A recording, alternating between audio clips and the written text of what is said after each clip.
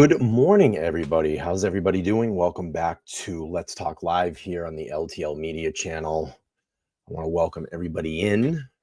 I got about an hour or so before I got to head off to work, so I thought I'd get a little bit of content in for you all today. Nice to see everybody. Charlie, thanks for kicking it off and gifting a membership. So welcome, new member. That is a month membership here. You get access to all the membership content on my homepage. Good to see everybody. Good morning. Good morning. I know a lot of no court today. Obviously, court will resume tomorrow with Trooper Proctor back up on the stand for some cross-examination from Alan Jackson. If you missed my show last night, you can go back and watch it today. It was a banger of a show. It's nice to see everybody. Good morning. Good morning. And, I'm going to stream. I have to work tomorrow night. So I leave my house at about 11:30-ish tomorrow. So I'm going to stream in the morning for a couple of hours and hopefully get the cross in from Alan Jackson resuming tomorrow. It's nice to see everybody. Nice to see everybody. So a little bit of content for you all here. I got to just ask, all the women checking in, and maybe the men as well. Let me know how you feel about Trooper Proctor's testimony yesterday.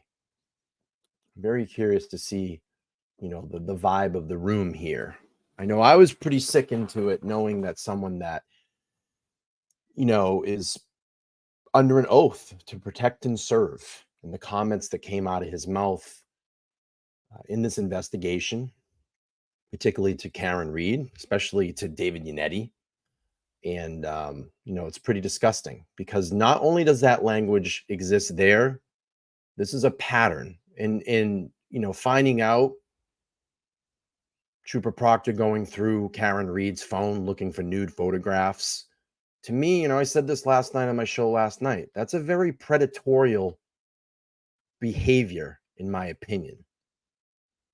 And that's ultimately violating someone. You may not be physically violating them, but you're mentally violating them. And this case is a sham. It should be thrown out tomorrow. It should not continue. I understand that. We all feel the same way. But I'm going to tell you, the Commonwealth is going to push this all the way to the end. All the way to the end. All right, let's get into a little bit of the material here that I have this morning that I want to go over. But before I do that, I just wanted to pull this up. And last night we were aware that Sean McDonough had an emergency. He was scheduled to be on my show on Thursday night. He reached out to me a couple of days ago. He said, hey, I have to postpone, not giving away too much personal detail. But last night he did make a statement, and I want to read this. This is from the Going Through the Motions YouTube channel. That's Sean McDonough.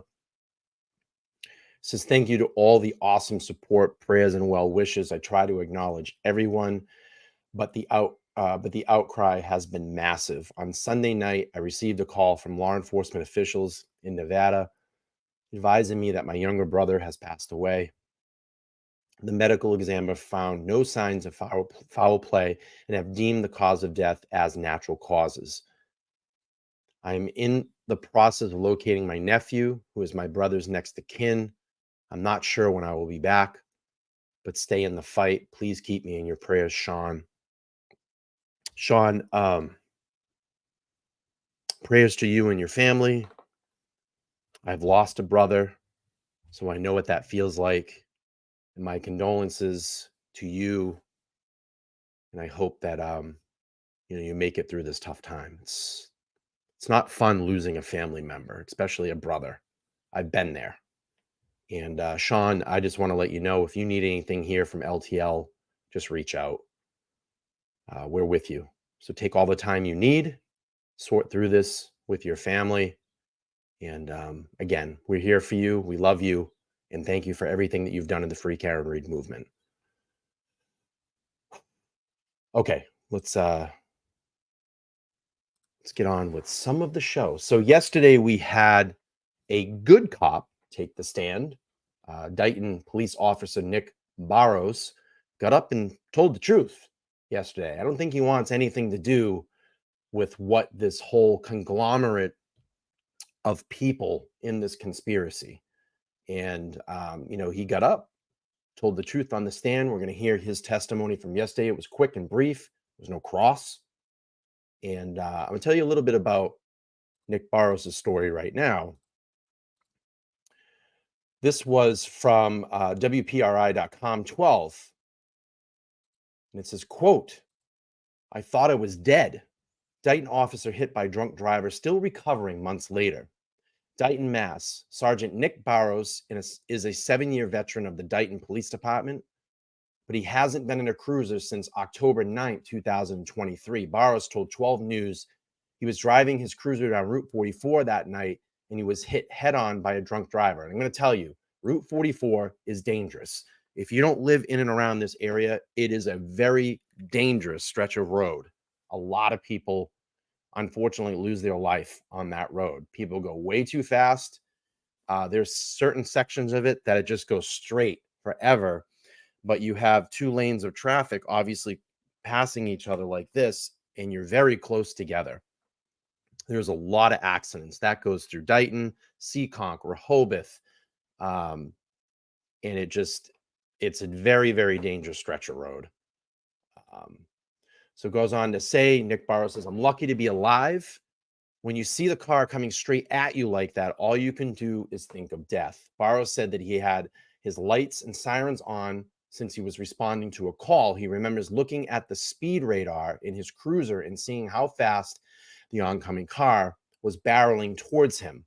The numbers showed up big in red. It said 70 miles per hour. And I think the speed limit on that road might be 45 or 50.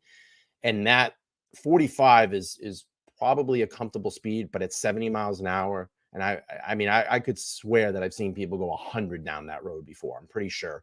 A lot of bike accidents on that road too. The car kept coming closer and it began drifting into my lane. I just held onto the steering wheel and I knew this car was going to hit me. He tried to swerve out of the way at the last second, but it was too late. I just heard a loud boom and I saw white, he said. I thought I was dead. Though his cruiser was mangled, Barros was thankfully still alive. My first instinct was to run over to that car and check on the other driver, he said. Amazing. The driver, identified as 30-year-old Michelle Souza, since his pled guilty to operating under the influence, according to Barros. He said her blood alcohol level was well over the legal limit. She could have killed me, Barros said. She could have killed someone else. Barros was seriously wounded in the crash. He wound up with broken bones in both hands and burns on the size of softballs on the side when the airbag deployed. He's still coping with the numbness and tingling in his hands, is why he hasn't returned to work yet.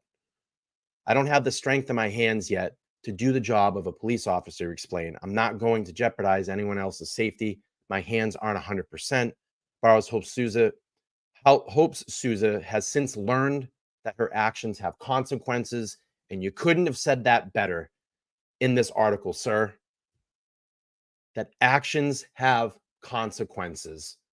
And when you lie and you don't tell the truth, there will be consequences. And Barros got up and told the truth yesterday about Karen Reed's taillight, that it was cracked and it was not broken and it was not smashed.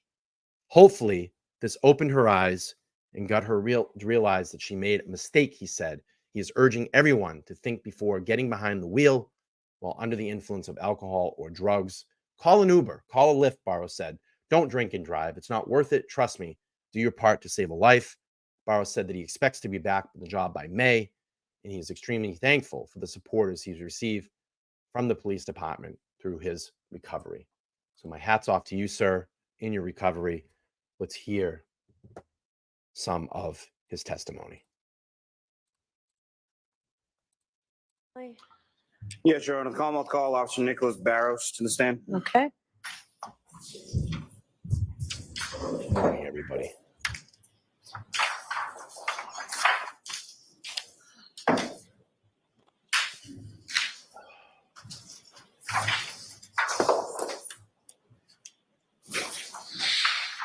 This guy didn't want anything to do with the shenanigans in this case. And I don't blame him. The FBI is watching. So you're either going to lie and you're going to stand with this corruption, or you're going to get up on the stand and tell the truth and be done with this and do the right thing. And this guy did the right thing yesterday. And you can almost see Karen there excited. You see that smile. She kind of looks over as Barros comes in. I noticed that. It could be knowing what Nick Barros is going to testify to, or just the thrashing that Bukkake had on the stand by Alan Jackson.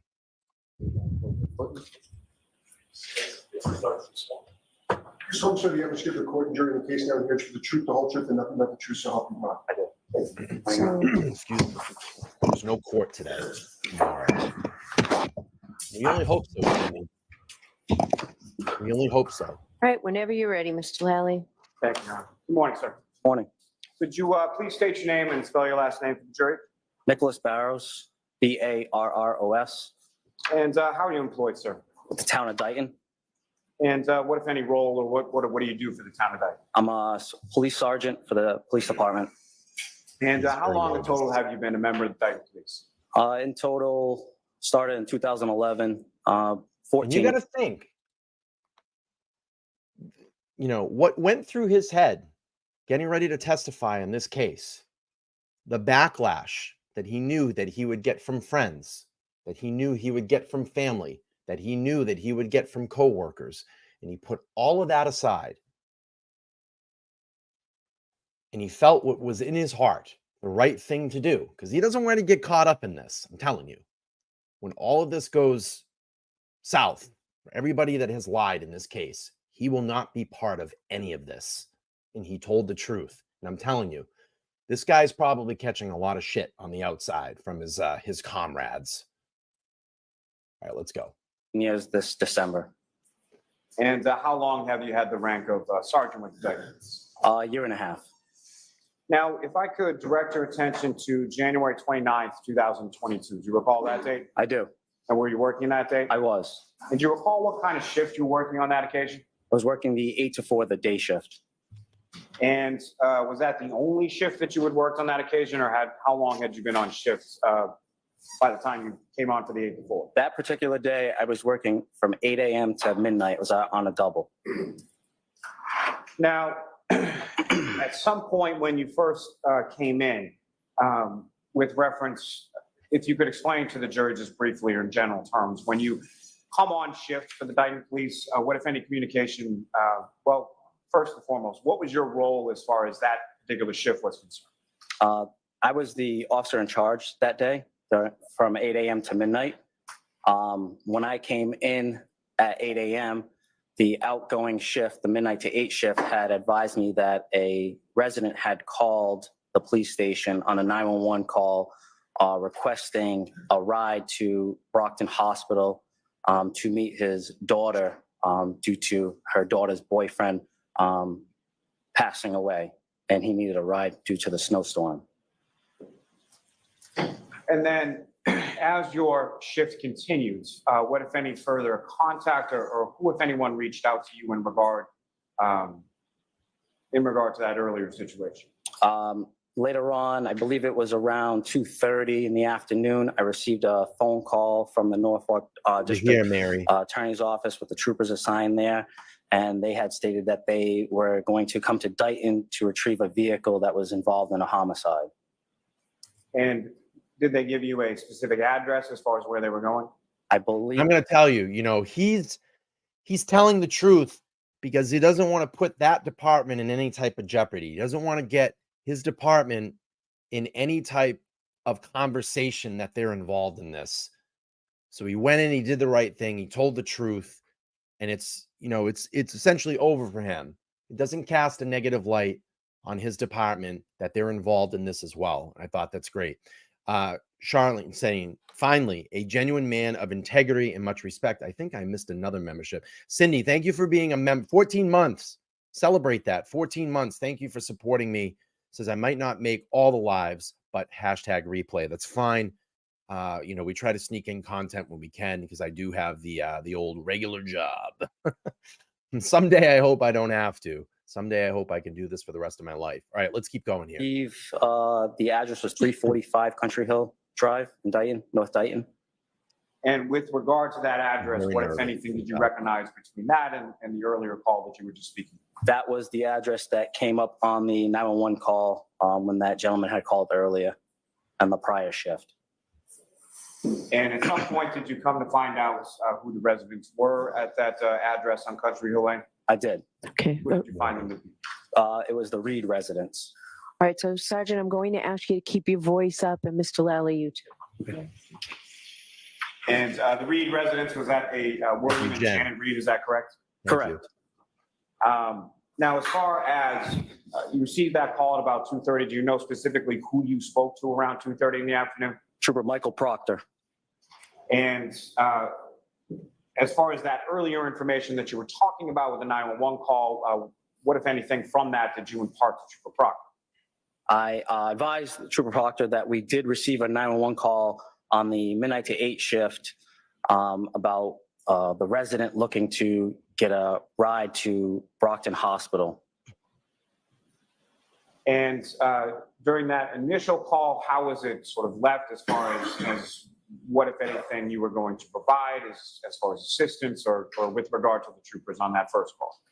On the first call, the troopers just had asked me if I could meet them at that residence as a courtesy since they were coming into my jurisdiction. And what, if anything, did they indicate to you as far as where they were or when they felt they would be arriving in that area?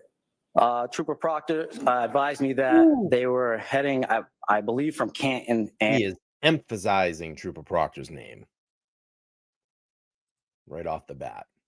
And once they were about 10 minutes away, they would recontact me so that I could meet them at the residence.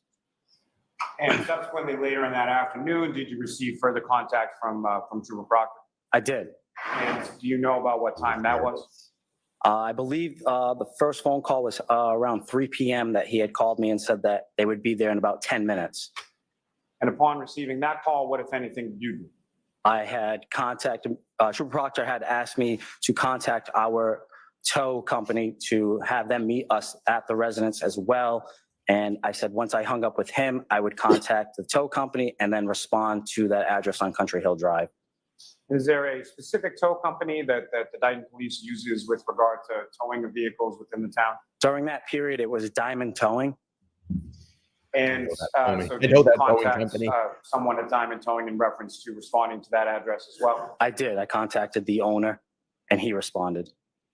Now, as far as that area of Dayton, if you could explain to the jury sort of what you observed as you were coming down towards that residence on that day. Okay, so when I responded to that address, that street is off of 138. When I turned onto Country Hill Drive, I was traveling west. When I arrived on that street, I observed a black pickup truck parked on the street facing east. I was flagged down by that black pickup truck by the driver and was told that they were the troopers that I had spoke to, Trooper Michael Proctor and the other sergeant.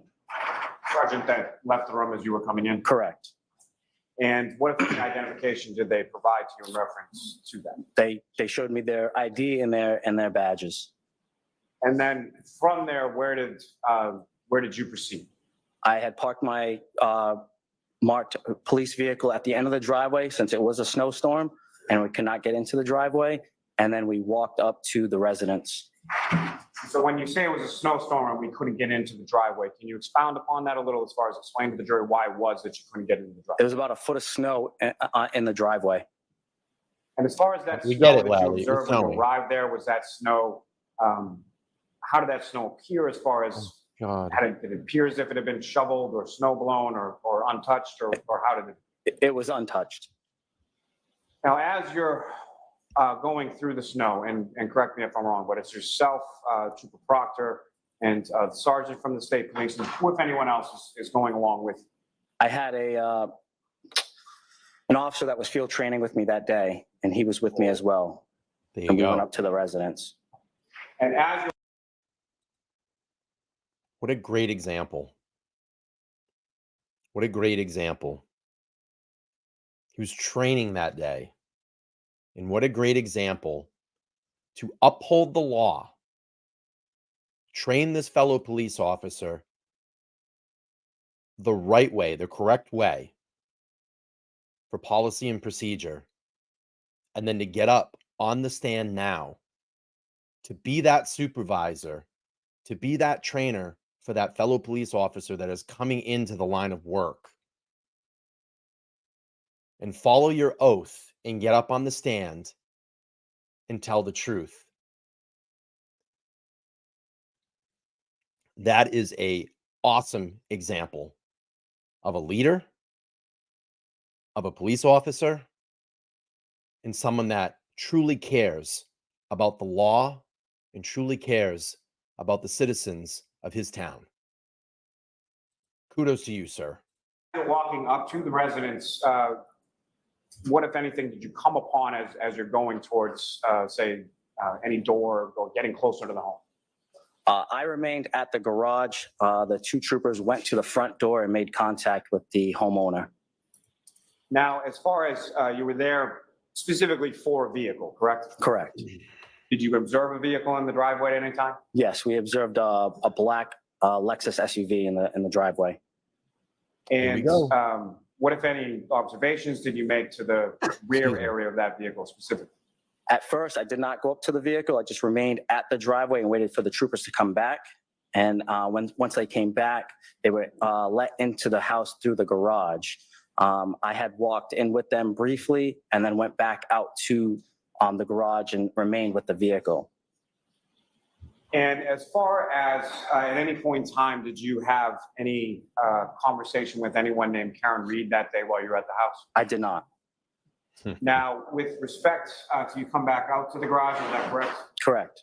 And the troopers are inside the house, is that also correct? Correct. Now, at some point, do other vehicles come down to the driveway area of this residence that you were at? I had contacted the highway superintendent after speaking with the troopers about how to retrieve the vehicle since the driveway was untouched and had about a foot of snow. I had made the decision that I would call the highway superintendent and see if that he would come and plow the driveway so that the tow truck would have access inside in the driveway. And just in reference to this driveway, just if you could, not exact footage or anything, but how close is this Lexus SUV parked in relation to the roadway? How long is that driveway? It's got to be about 150 feet off the roadway, if not more. And if you recall, from where you're standing at the point of the garage, was what part of the vehicle was facing you? Was it the front of the vehicle, the back of the vehicle, the side of the vehicle? I was looking at the left side of the vehicle.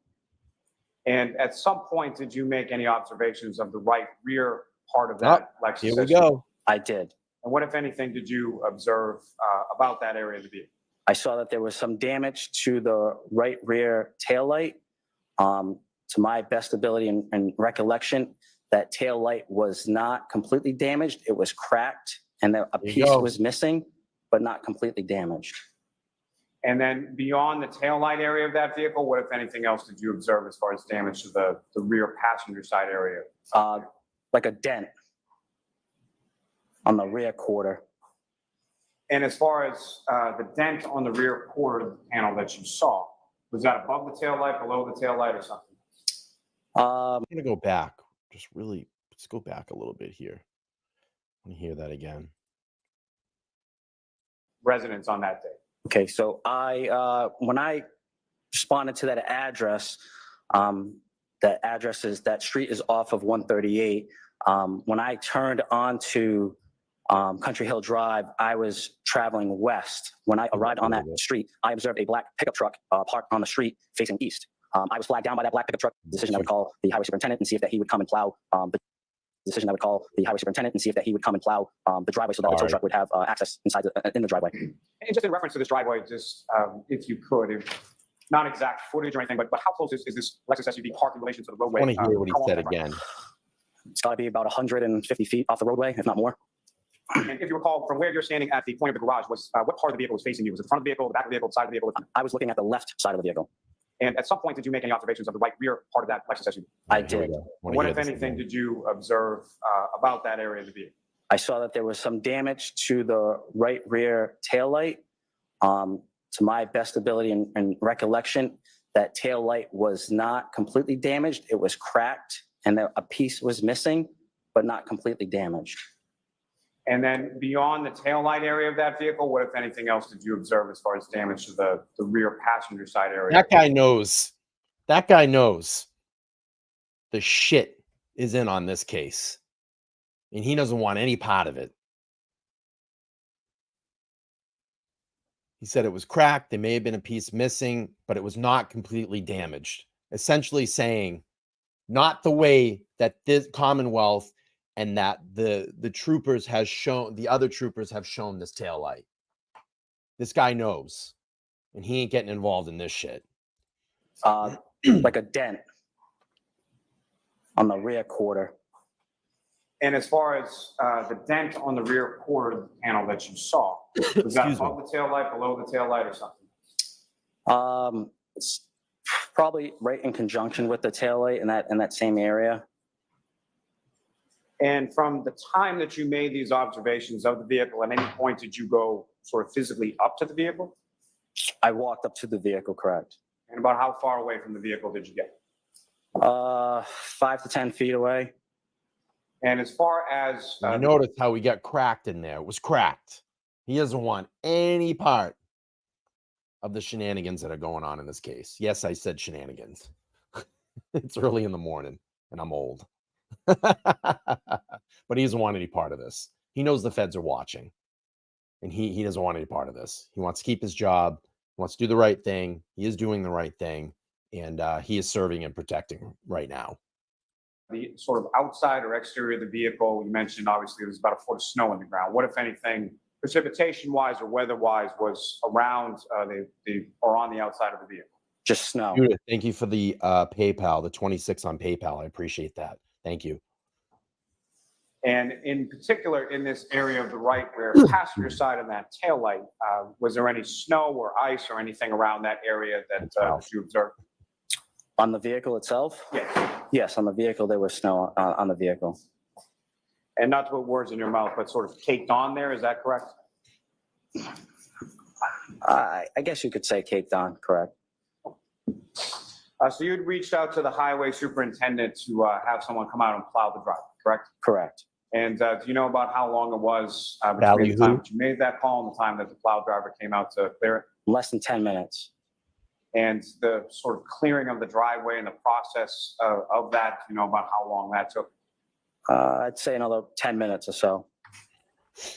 And Thank you, Judy. I did see that. as far Thank as the time that the troopers went into the house, at some point the troopers obviously came out of the house, correct? Correct. You know about how long it was that they were inside of the house?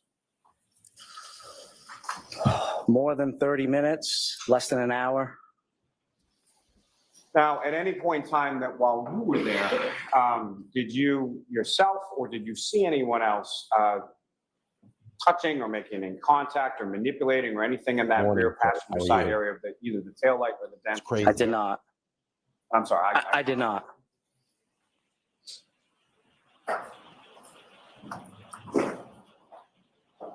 I may have a moment, John. Yes. Yeah. And they're not going to cross them. I mean, they essentially got the word that they wanted. They got the truth out of Barros. Barros got up. They don't want any part of this. I'm telling you, he's not going to fall for this shit. Zero part of this. Get up, do his job, upstand the oath, upstand the law, tell it like it is, tell it like he saw it, and cracked. Not destroyed, cracked. I'm telling you, I just being in that courtroom the other day, allowing to be brought in and asked to be there by the Reeds and looking at those jurors' reactions. I was there when Bukaki took the stand for the first time and seeing their reactions. And I just go back to when they showed that video and superimposed it and magnified it and showed Karen Reed's SUV backing out and hitting John O'Keefe's Traverse. I mean, visually, 4 of the jurors went back like this. And then you heard that audible gasp. You can hear it in the courtroom. I didn't think we could on the video playback, but you can. They went, And then hearing the how the jurors reacted yesterday to Trooper Proctor. That's a dirty cop. That's a disgusting cop. And like I said, I mean, this is not the only instance that he's treated potential suspects or even just witnesses in cases like this. And I love the fact, you know, Alan Jackson says, do you go through all of your potential suspects' phones, male suspects? Do you look for nudes of them? Regardless if it's male or female, it's disgusting. It's disgusting behavior. It's a dirty cop. It's a bad cop. That guy should be fired the minute he walked out of that courtroom. I'm sure he's not going to be a cop too much longer. And the worst thing about it is that his supervisors and his superiors were involved in that type of conversation as well, too. I think this is going to be it for Nick Barros.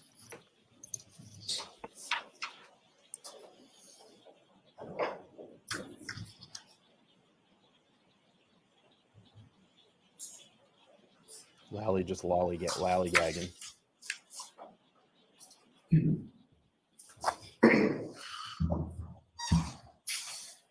This guy is so disorganized. Look at his desk. When you look at the defense, the read table, and it's so organized. I have no further questions. Look at how organized they are. Cross-examination? Nope. All right, Sergeant Barros, at you Karen are all smiling. set, so Thank you. thank you.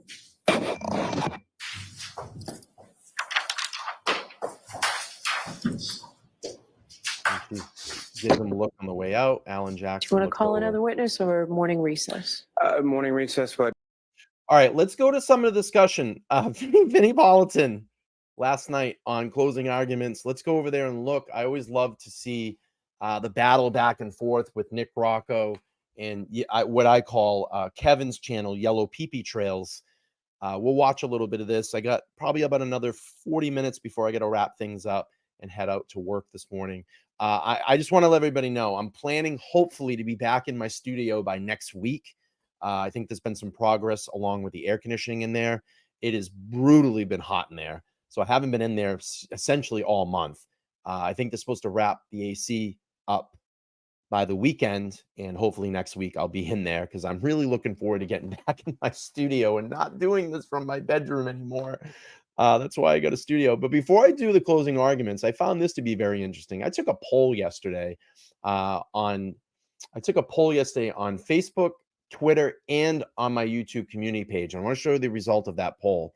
And it didn't surprise me. It didn't surprise me. Let me just get this really quick. Kathleen, thank you for the $1.99 super chat. I appreciate it. Thank you for being here.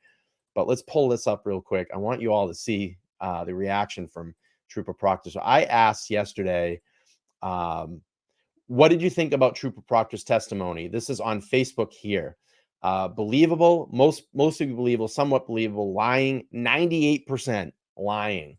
And this is well before the break and before any of those vile text messages that we heard about come through. And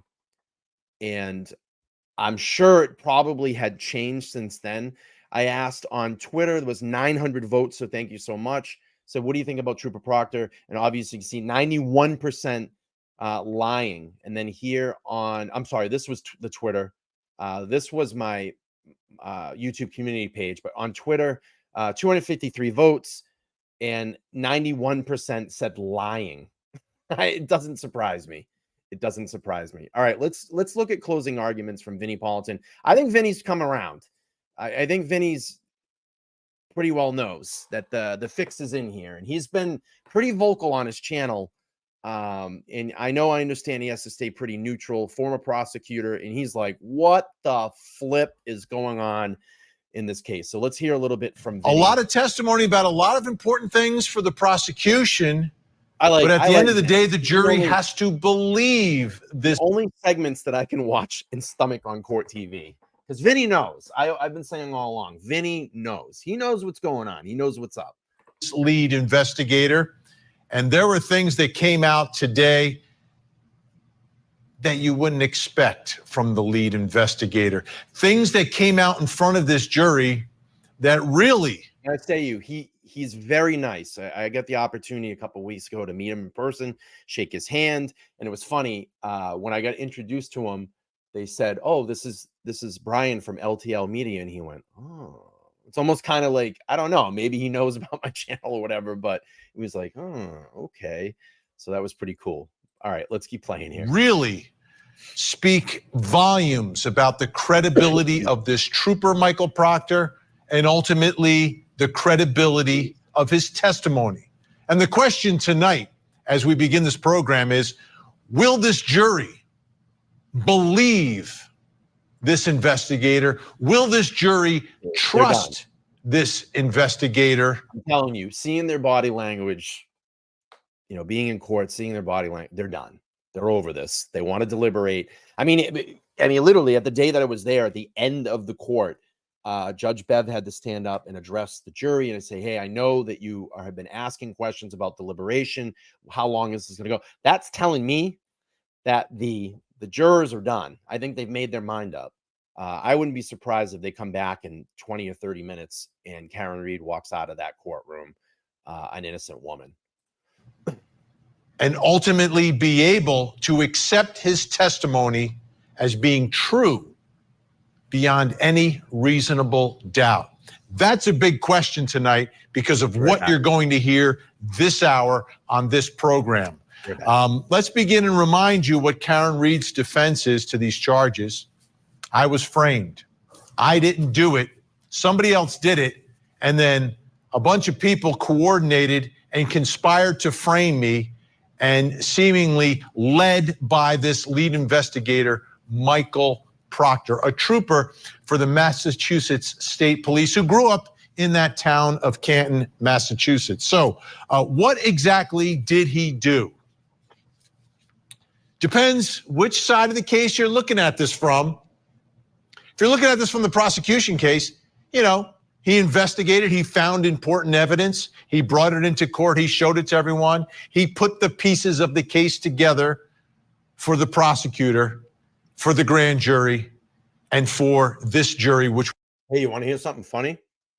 This backwards baseball cap, it's got about 1,500 people in here right now. What have you done today? What have you done today?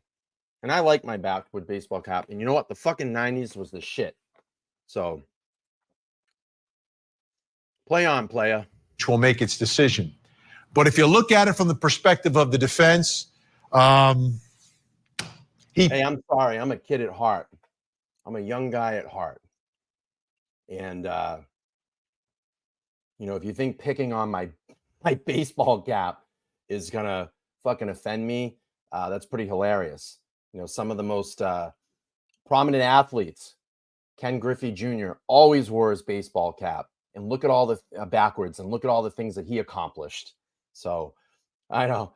Oh, he's got a backwards baseball cap on. Oh my God, he must be a 90s guy. I am a 90s guy, and I'm a proud Gen Xer. So good stuff. And I got about 1,500 people watching me today. So what have you done? Planted evidence. He hates this defendant, absolutely despises her, hates one of her attorneys as well. But the key to this defense is that, yeah, he planted physical pieces of evidence to frame Karen Reed. So how did he do it? Well, it all has to do with the taillight, his access to the taillight, what he took with what he allegedly did with pieces of the taillight. Linda, thank you for the $4.99. Says hi from Southwest Florida. Keep up the good work. Free Karen Reed. Thank you so much. I appreciate you. Uh-oh. Settle down, Francis. Ooh, is that all you got, dude? Come on, bro. You got to have more than that. Placing them at the scene. Your team's losing. That's why you're upset, because the corruption is being exposed. The corruption's being exposed. He's probably a McAlbert. He's the irate penguin. And doing this all again to frame a woman he absolutely despises and hates. Now,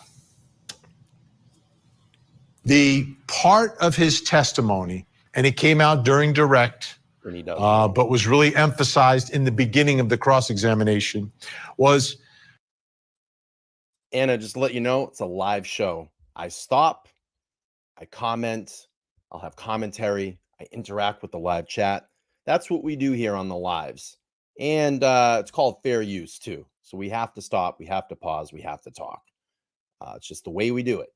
I would say this, if you want it uninterrupted, I would say I can drop the link after if you want to watch it, but that's kind of what we do here in these chats. Aaron, new member. Thank you so much for becoming a new member. I appreciate that. All right, let's keep playing. The text messages and communications he was having about Karen Reed, the one that he basically says she's a whack job. I mean, that's the way he describes her to other officers. But that is sort of the nicest way he describes her. The other ways that he describes her, I cannot say those words on television, and I wouldn't say those words on television. Yeah. But let's get down to some of what happened today. Yeah, it has been, Kat. Again, this is a huge, huge day. Let's bring in Court TV crime and justice correspondent Matt Johnson, joining us live from outside the courthouse in Dedham, Massachusetts, where every day we go to speak to you, and what happens inside that courtroom gets bigger and bigger.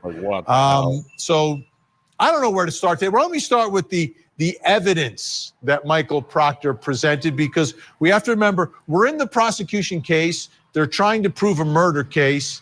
So what evidence did he present today? Nothing. Vinny, nice to see you. This was the one witness that everybody who's been following the case here at the courthouse has been waiting for. Trooper Michael Proctor on the stand on day 22. And he was on the stand initially just under direct, talking about the initial investigation. He oversaw the investigation, talking about the collection. I mean, was that painstaking too? When I got to yesterday, I didn't get to watch all the testimony, but was it painstaking when, and I almost think Lally said, do it on purpose. How long did it how long did it really take Trooper Proctor to take out that taillight out of the bag yesterday? It felt like and it's like you could hear the bag crinkling and crunching. I'm telling you, he's like, for effect, let's take it out really slowly. It felt like forever. And I'm like, come on, bro, just rip the bag open and take the taillight out. Of evidence and taking out pieces of evidence and showing that to the jury, including that taillight housing removed from Karen Reed's SUV. He also answered a lot of questions. Why did some of the items and evidence, some of the pieces of taillight get collected so many days later? Take a listen. Yeah. Proctor, subsequent dates following February 3rd, specifically February 8th, 11th, and 18th. Did you have occasion to return to 34 Fairview Road on those days? I did. And you had mentioned a little bit about sort of changes in the weather. What, if anything, sort of evolved as far as the weather was concerned between the dates of February 3rd when you were there and February 8th, 11th, and 18th? Yeah, as I mentioned, the weather pattern had kind of fluctuated from, 30 degrees up to 60 degrees with a handful of days of heavy rain mixed in. So that caused a lot of snow to melt as well. And with respect to each of those respective days of February 8th, 11th, and 18th, what, if anything, did you observe or recover, you and the other troopers that were present on those days? Yeah, there's further evidence that was originally buried under the snow because of the warm temperature and the rain and the snow melting kind of revealed itself. More pieces of plastic, clear and red. And we're talking about very large pieces of plastic that were recovered there at 34 Fairview almost 3 weeks later. That was shown to the jury today as well. And I can tell you this much, Vinny, we've both been in that courtroom. This jury really loves forensics and they love to see the evidence. So you better bet when they start their deliberations, they're going to be going over a lot of this again. And we're looking at those pieces. When you see them in his hand, you see how large they actually are. And these large pieces, they're saying, were buried under the snow, reveal themselves as opposed to like digging through the snow to find evidence. They waited for the snow to melt on 3 or 4 different days. A very unusual circumstance, to say the least. But that's the explanation. Okay, now let's get to the part everyone's talking about. The text messages that were read and revealed to the jury, revealed to the public today inside the courtroom? Tell me about those. Very tense day here at the courthouse. I'm told, Court TV's in that courtroom each and every day. And I'm told that, for the most part, the jury had a poker face as they're watching Karen Reed react to all of this. She was laser focused on this witness, Trooper Proctor, as he was reading those text messages.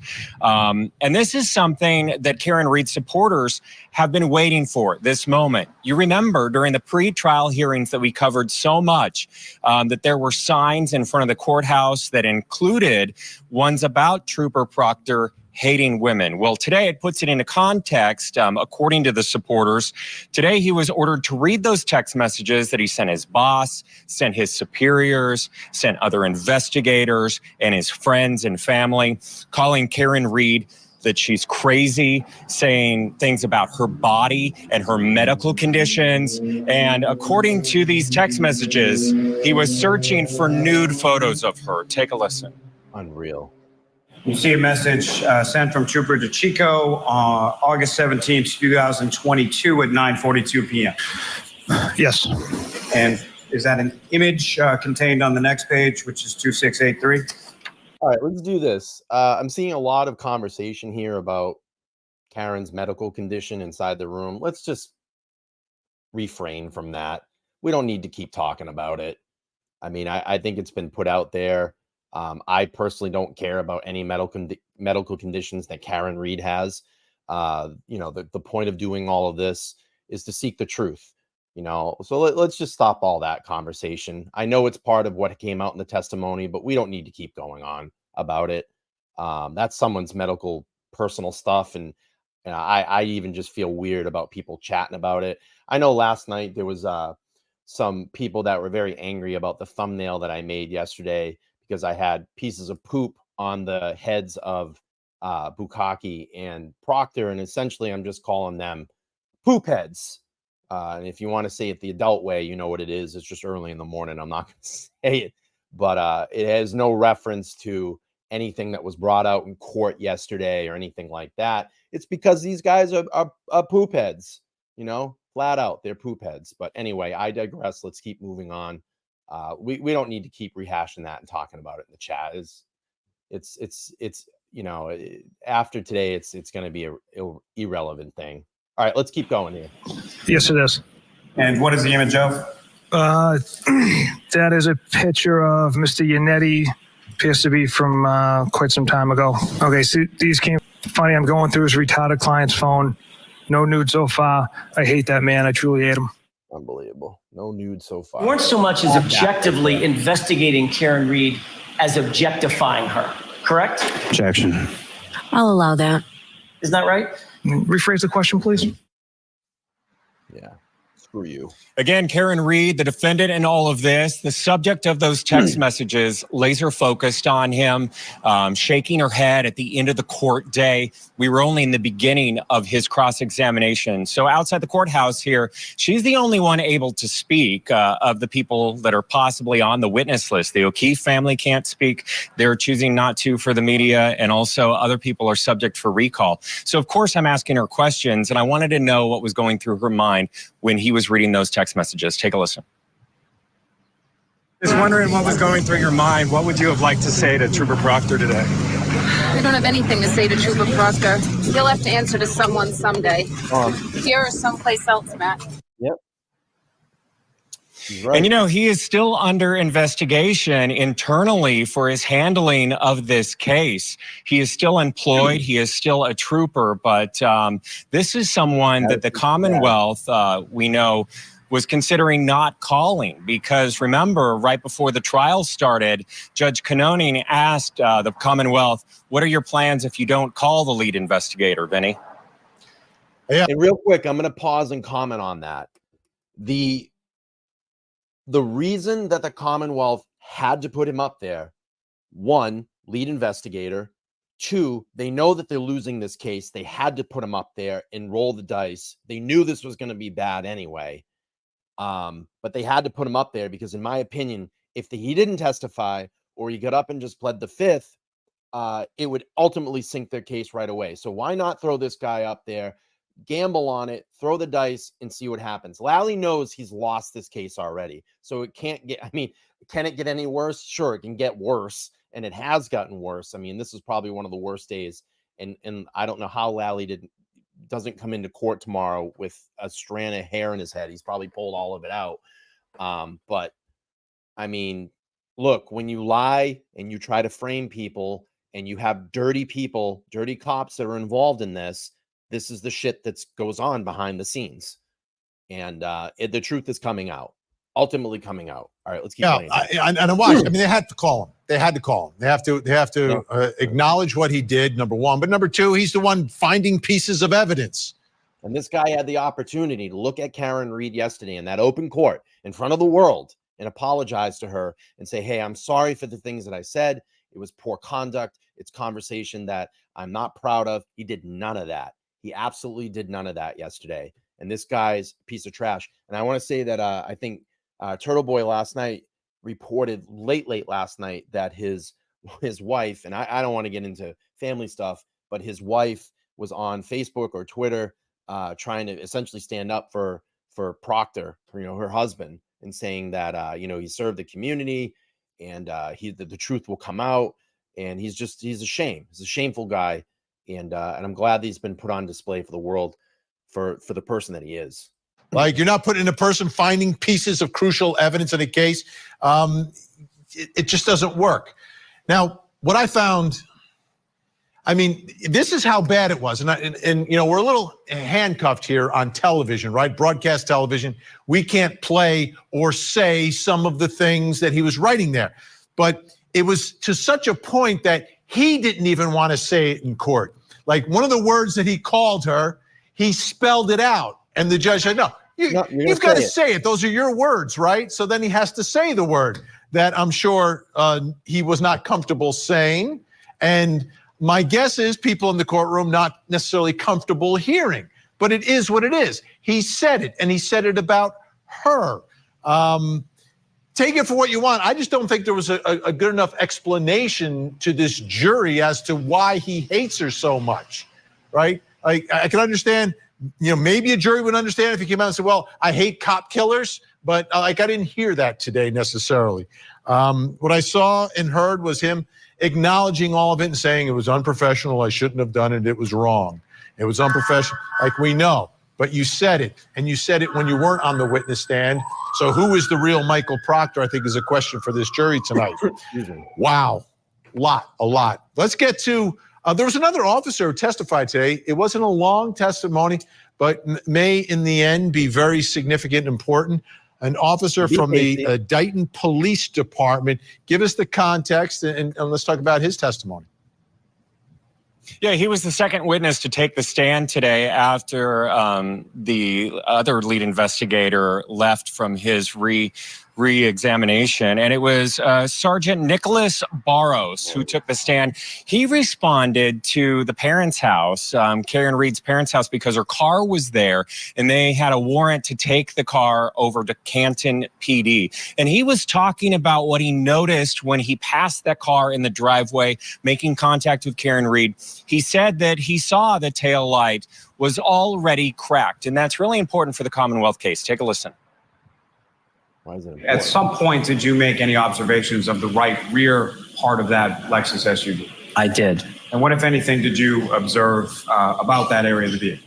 I saw that there was some damage to the right rear taillight. To my best ability and recollection, that taillight was not completely damaged. It was cracked, and a piece was missing, but not completely damaged. He said it twice, not completely. So another damaged. point that the Commonwealth was making today, and Mr. Barros, he was not cross-examined. They had no questions for him, this defense team. But the point that he was making is that it was already cracked. That's what he saw before it was taken over to Canton in the Sally Port there. And because there was so much to do about the video, the mirrored image video, where Proctor is in back of the car and you can't see what he's doing near the broken taillight. So, to me, this testimony is cutting both ways, right? Prosecutors need it, right? You need chain of custody, and he saw, oh yeah, it was cracked. But he kept saying not completely damaged. Like, I'm trying to understand what that means. Like, not completely damaged. Does that mean that the damage is less than what we're seeing here in this picture? Or is it the same as we're seeing in this picture? And as I sit here tonight, it's not clear. I can see the defense saying, well, not completely damaged, meaning, yeah, it got cracked when it hit John O'Keefe's car, and then Trooper Proctor did the rest of the damage. Like, so was it clear today what he meant by not completely damaged? I don't think that it's clear just yet. And I think that we might have to wait for closing arguments for the Commonwealth to connect the dots with all of this. And we're going to have to wait for the defense case to start their case in chief. I'm going to say, I don't know why Matt thinks this is a pro for the Commonwealth. I think you're way off, Matt. I always like your reporting, but I think you're way off. This was definitely a slam dunk for the defense today. 100%. 100% slam. Well, yesterday, I'm sorry. Slam dunk for the to connect the dots. But I think that that's a question that is really circulating here in the buzz at the courthouse here in Dedham, Massachusetts. People talking about those big pieces that were shown to this jury that were collected 3 weeks later. But if you have other witnesses saying that it was just cracked and the majority of the taillight was there and that it was red, it just doesn't add up just yet. Yeah, creates more gray area. 100%. A little bit of fog around this whole thing. Wow. What a day. Matt Johnson in the middle of it every single day up in Dedham, Massachusetts. Thanks so much. All right, folks, when we come back, we're going to bring in. Speed up. We're going to get the think tank panel on here. I'm going to go past Proctor. I mean, we know that. I want to hear let's bring in Nick and Yellow Pee-Pee Trails, Kevin. And I would happen to be there. Okay, so that's the alleged connection there. He's kind of laying it out. He'll be cross-examined on that on Wednesday. Let's bring in our guests, our insiders joining us tonight. Karen Reed supporter, creator of the Justice for Officer John O'Keefe and Karen Reed Facebook page, Nick Rocco. Also joining us, criminal defense attorney, college instructor, and author Peter Ellikin, and the YouTuber behind Yellow Cottage Tales, Kevin Lenahan. Now, obviously, the credibility of Trooper Proctor is at question tonight based upon the testimony from today, including all of those, his connections, and then all of those text messages that we heard today. Kevin Lenahan, I'll begin with you. Why should the jury trust and believe Trooper Proctor beyond a reasonable doubt? The evidence. I mean, I didn't hear anything today that suggested a framing, that suggested planting evidence. Nothing here challenged the evidence. What we might have seen is something we certainly saw things that were inappropriate, that are embarrassing, but they don't impact the evidence. And just one of the things that we see in a lot of cases is where police develop tunnel vision and they maybe go down the wrong path, ignoring the real killer here. But this is a case, that's something that involves bias. But this is a case where the defense is claiming not bias, but that this guy planted evidence at the heart of a conspiracy. And we didn't see anything about that today. Nick Rocco, what did you see today in terms of Trooper Proctor and whether or not he is someone who is credible, but then also address what Kevin said about evidence of him actually planting the evidence? Well, he's in the attic. Well, as far as being credible, he left Colin Albert's name out of any police report. And this is the one person he says that he has the connection with is Chris, Julie, and Colin. So he left Colin out of the police report. He didn't interview Colin for over 1.5 years later after this case. But Michael Proctor today pointed at her vehicle at 507 in John's driveway and he said that picture matches up with the picture it was taken in the Sally Port. Now, anybody with a pair of eyes can see that those two pictures don't match up. So let's move on to the Dighton sergeant there. He arrives on the scene. He's about 5 to 10 feet away from Karen Reed's vehicle. He states there's a crack in there and there's a missing piece. Now, he saw this vehicle before Yuri Buchanan and Michael Proctor took that vehicle to Canton when they brought it into the Sally Port. And as far as his text messages go, I mean, those are despicable, vulgar, and distasteful. It shows what type of man he is other than being on the stand. Because on the stand today, he presented himself as somewhat of a respectable guy. as any state trooper would. But then the true Michael Proctor came out, and we saw how he really feels about Karen. And as far as, did he have time to plant evidence? I know we're going to get into it the next segment about that video missing footage, so I'll save it for there. But what Michael Proctor did, body shaming a woman, going after her medical conditions, all of his superiors are not telling this man to. And that's what I said. You got to keep in mind, and I talked about that in my last segment here. Not only was Michael Proctor involved in this type of conversation, it was being approved by his superiors. They were involved as well. So all of them should be under investigation. Stop doing what he's doing. And if you or anybody believes for a second that Michael Proctor put down the cell phone when he came across David Yannetti and Karen Reed's text messages, that's just out of this world. There's a reason why he stated he absolutely hated David Yannetti, and then Yuri Buchanan likes it. So now you have the superiors also agreeing that they don't like Karen. And most likely the reason why they don't like Karen is because she didn't stand down to these people. She stood her ground. She's fighting a second-degree murder charge. And as far as planting evidence goes, the taillight at 3 o'clock did not look like. And when the sergeant says it was not completely broken, he's referring to that picture in the Sally Port. That's completely broken. That's missing all the taillight. Okay? It did not look like that when it left Karen's parents' house. So how did it look like that later on? There's only one way. There's only one way. And we're going to find out most likely during cross what really happened. Peter Elkin, let me ask you about these text messages and what came out and what he is telling his superiors. And Nick brings up a great point that the superiors aren't saying, hey, let's tone it down here. What are you talking about here? I mean, the words that he used, we can't use here on broadcast television. We can't use it. He didn't even want to say them in court. He was spelling it out. So can the jury look at that on the one hand and then look at the investigator on the other hand and trust his testimony? I hate to sound over dramatic, but I can't overstate that this repugnant communications, how it really dealt a really severe blow to the prosecution. And I heard from people who were inside the courthouse, inside the courtroom, who said that the jury, who usually never shows expression, they were incredibly expressive.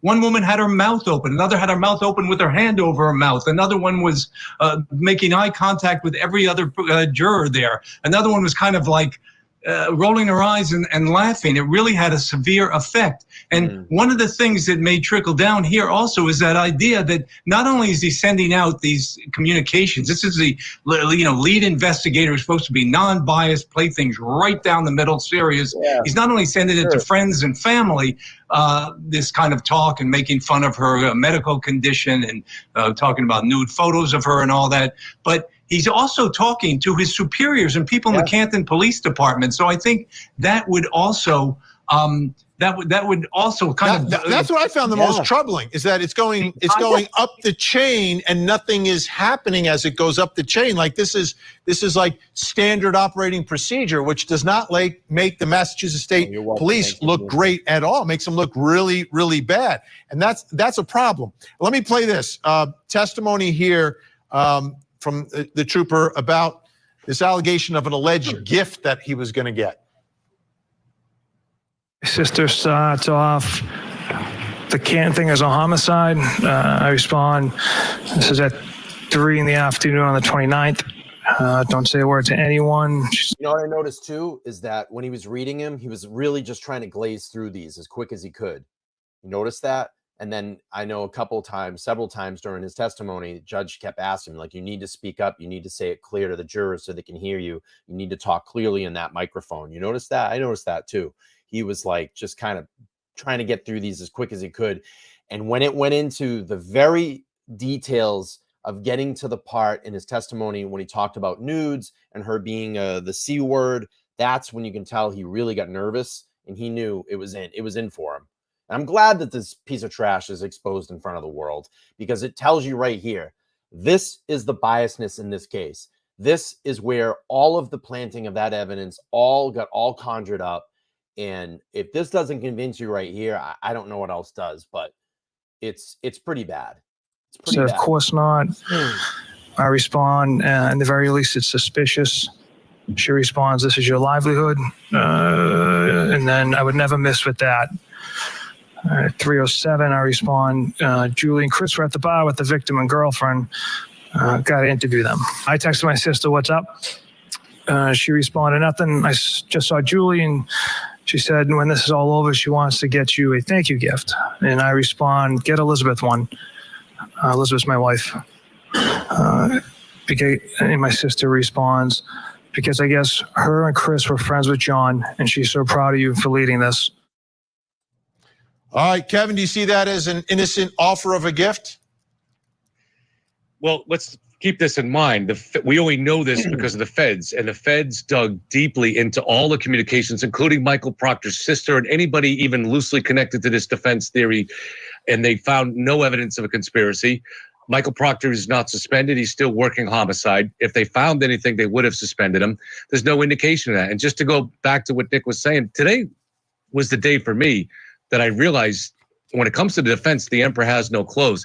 I actually thought, because they understood the impossibility just based on the timelines and based on the circumstances of taking that evidence from the Sally Port, I didn't think they'd go down this road because it's so impossible that you're not going to be able to convince anybody. The only way it's possible is if Yuri is in on it and the 7 troopers at the CERT team are in on it and anybody else that was there.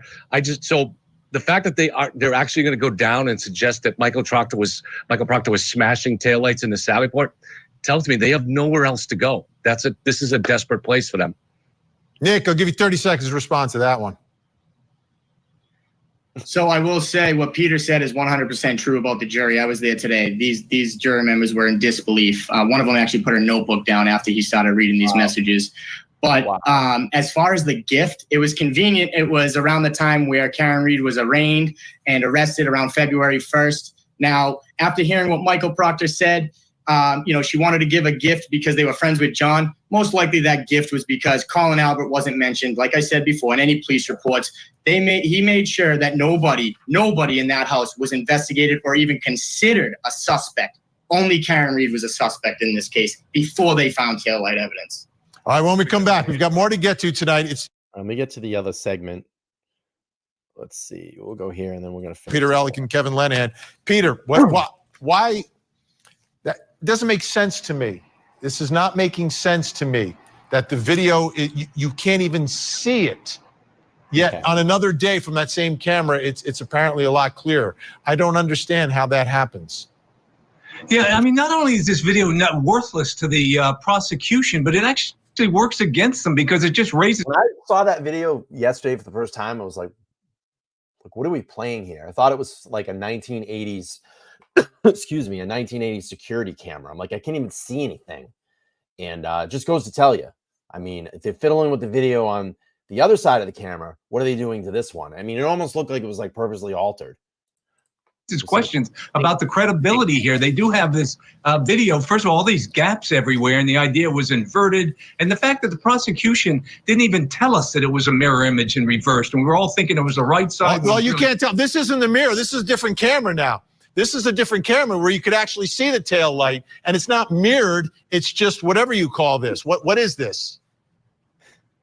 I'm not sure. I really have. I'm straining my eyes. I'm having trouble trying to figure it out. But it also bothers me that there's this 42 minute. What was going on in those, in 42 minutes or however long when we're not seeing things on the video? And again, I'm putting myself in the position of the jurors. What are they thinking? Are they thinking, did they have a lot of confidence when the prosecution introduces things like that? Or couldn't the prosecution, maybe they would have helped cure things a bit if when they introduced it, they said, now look, we know it's a mirror image and there's going to be people popping in and out and gaps in it and all that. And this is they didn't do that. That might have helped. Yeah, Kevin, I don't think you're old enough. Nick's clearly not old enough. Peter might be. I don't know. But I remember when I had an antenna and you kind of go like this to try to get the signal to come in. Why is a 2022 video, surveillance video, look like that, Kevin? And where are the other 42? They're all laughing. All the people that are like my age are laughing right now. Spice TV, they know. 2 minutes. Well, sadly, I am old enough. I do remember that, watching the old Red Sox games and holding the antennas up like that. It looks to me like and I'm just speculating here, that there was an older video system there. You don't really need 2 cameras in there. And they upgraded and got a new one, which the new one was still, that was probably 10 years ago, and the older one was still in there. And so it's not taking a very clear video. But one thing that people should keep in mind here is in these videos, the defense keeps pointing out to Michael Proctor behind the taillight, ominously, right? Well, they didn't delete that, did they? So if you're going to be out there editing and deleting these things, wouldn't you delete that if this is a conspiracy? So, I mean, it just, unless that classic car that's next to it is a DeLorean time machine, there's no way to get the pieces there and bury them 3 feet deep in the snow, unless everybody's in on it. Buchanan and Proctor, who went everywhere together that day in one car, and the 7-man CERT team. So I just don't see how it can happen. Okay, I want to move to another subject, Nick. Because I got to challenge you on this one a little bit, because I think it's a problem. Karen Reed's SUV leaving John O'Keefe's driveway and bumping. Like we've seen this video for years now, right? This is significant. I watch it. I tend to believe that there's some level of contact there. But there's a problem, right? When cars get in an accident, right? Like there's damage on both cars. So Karen Reed is saying that the crack, not the complete damage at the end, but the crack is from this, right? We saw a picture of John O'Keefe's a Chevy. Let's take a look at it. I am not seeing any damage. Am I missing something in this picture? Is this picture altered? Is there damage on the Chevy, Nick? I personally don't think she would have hit the bumper. If she was going to hit anything, I think it was going to be more towards the middle left of the car. But everybody saw the video. His tire moved. There is no saying that she did not hit the vehicle. Again, everybody with eyes saw the vehicle move. So when they put her taillight back together, like I said the other night, there's only one piece missing, and it's the clear piece. Okay. Now, I know people... I get it. Let me play one more thing for you, though, okay? Because this is also significant when we're talking about John O'Keefe's driveway. Here's Trooper Michael Proctor talking about the ring video and what is missing there. The ring camera above Mr. O'Keefe's garage, pretty sensitive, so it does not have Miss Reed arriving back at Mr. O'Keefe's house around 12:30. 4 a.m. is approximately was when she should have arrived. The only video, there's a gap from approximately 11:45 p.m. on the 28th to about 5:07 a.m. on the 29th when Miss Reed's backing out. It never has her pulling into the garage. And there's also a second video of Miss Roberts, Miss McCabe, and Miss Reed looking at the... So let me just pull this up real quick. Kimmy. LTL Media, Brian, can you explain what smoke means when he's reading the text? He said she's smoke. I don't know what that is. So he's either referring to like she smoked, like in trouble. I'd have to go back and hear it because I've only heard the testimony once, or he's referring to her as a smoke show, like she's a beautiful woman. That's what I got out of it when I heard it that one time through, but I'd have to go through and hear it again. But those are probably the two that I would point out. Either she smoked, she's done, she's smoked, or she's a smoke show. Because I think he said she's smoke, but I haven't found any nudes yet. So I think that's what he's referring to.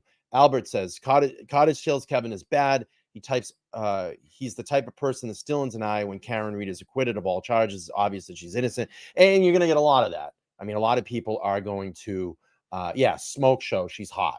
Thank you for clearing that. I mean, I heard the testimony once, but I think that was in reference to, I haven't found any nudes yet. So he's a disgusting guy.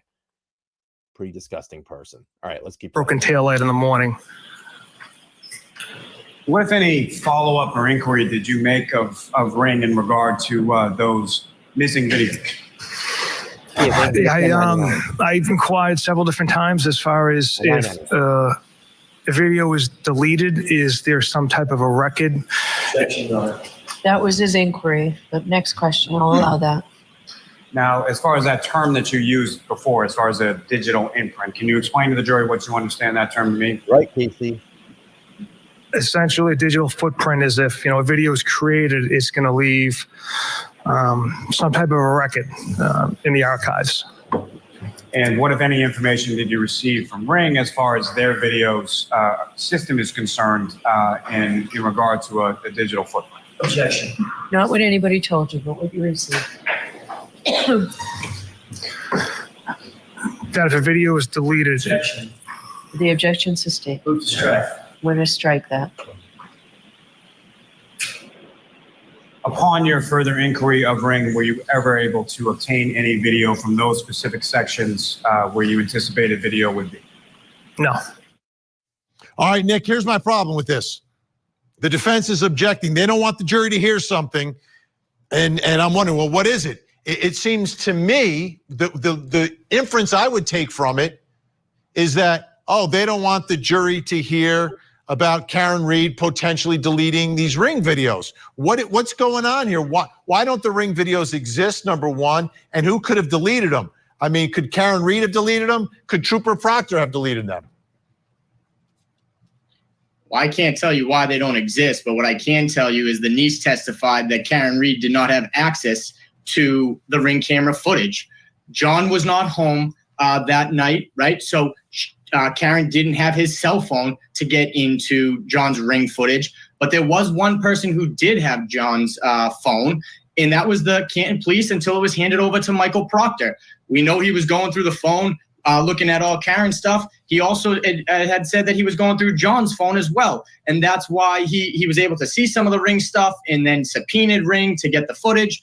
Now this stuff wasn't handed over, and as we heard, there's no log of this. So to find out who logged in, who deleted what, it's going to be a mystery forever. The left side's going to say she deleted that's it. bad. The right side's going to say it was deleted by someone else. Before we run out of time, Peter Elkin, so how does this whole issue play now? Because the two most important videos that would show the tail light potentially don't exist for this jury. What's the jury going to take away from that?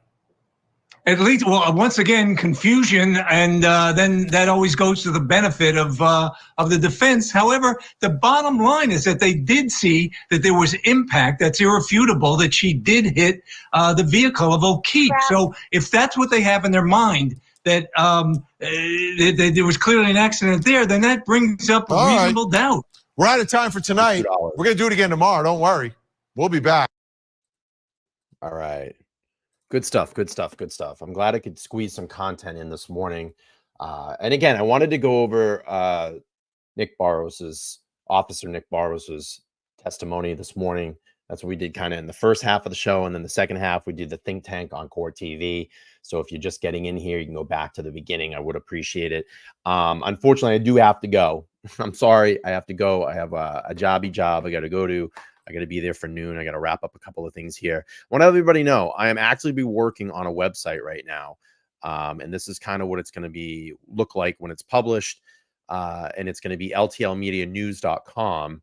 And I just have some stock photos in there right now, but I've been actively working on it. It's a lot of work. And I'm hoping to get this up and published soon because I want to get my press credentials so I can sit in during trials. But I just want to give you a preview of some of the other stuff that I've been working on behind the scenes. And it's just taken me a lot of time because I have so much other stuff that goes on in my life and trying to balance everything out. I'm hoping to be back again in the studio next week. Air conditioning should be up and running. I think I can start getting some live guests in there because it's been brutally hot. It's been brutally hot in that studio. And I don't want to ask guests to come in during that time. But again, thank you all for being here this morning. Court tomorrow. I am going to stream the court tomorrow before I go to work. So hopefully I can see the cross Alan Jackson of Trooper Proctor. We'll go through that. And Thursday night's going to be a great show. I have Jess Machado and I have Mazza Media joining us. Sean obviously had to postpone because the passing of his little brother. And Sean, I'm so sorry for your loss. If there's anything that you need here at LTL, please reach out. And that's going to be it. So Thursday night, 8 p.m. Eastern Standard Time, Jess Machado, Maz Media. And then tomorrow morning, I will stream Proctor's Cross. All right, everybody, I got to go. Thank you all so much for being here. Thank you for all the support, the super chats, the PayPal that came in. I appreciate it. And I will talk to you all soon. Have an amazing day. And we'll get to the bottom of Trooper Proctor tomorrow. Bye, everybody. Take care.